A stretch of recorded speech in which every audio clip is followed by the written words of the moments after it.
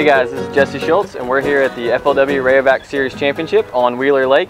It's Tuesday and we're hanging out with Dan Morehead. This is the end of the final day of practice. Dan, how are you? I'm doing good, buddy. Glad to be here. Wonderful Lake Wheeler, back on another Tennessee River impoundment. That's right. Dan knows the Tennessee River very well. He lives close to Kentucky Lake. He's on it a lot.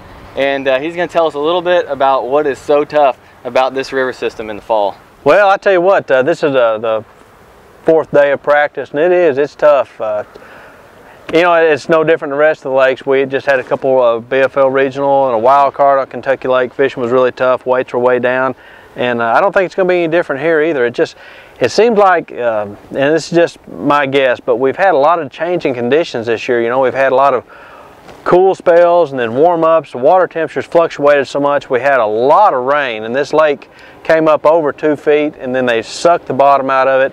So I think a lot of these fish are suspended. They're roaming, traveling, trying to stay on bait, and just making fishing tough right now. Right, and that's what they do this time of year. That bait is, you know, you're trying to follow it, but even when you find them sometimes, you still can't catch the fish. Well, you know, and that's one thing we're dealing with right now is, you know, I know that during last year's winter, we had a severe winter and a huge shad kill, but you cannot believe the amount of shad out here right now. It's just over the top. So, you know, I've found several places where they're schooling and busting. You can see them jumping out of the water, and you can't catch one to save your life.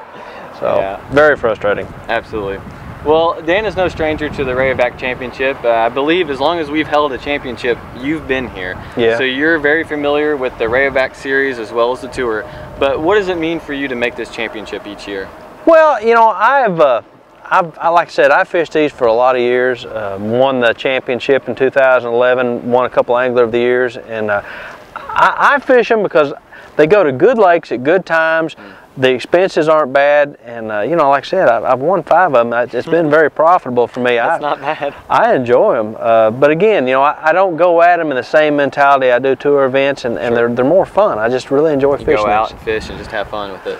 Well, you know, it's like I said, it's you're always in the tour events. You're always worrying about points. You got to make points. You got to make you know, the championship. And with these, I kind of go more by the seat of my pants and go for broke, and it works out real well. Sure. Well, it's a good opportunity for you to make the Cup, which takes some pressure off of you on your tour season as well. Yeah, I've been blessed and done that 2 or 3 times. You know, I did it last year and the year before, and you go into the tour season and it allows you freedom to take that chance or make that really long run that you normally wouldn't do or something. And sure.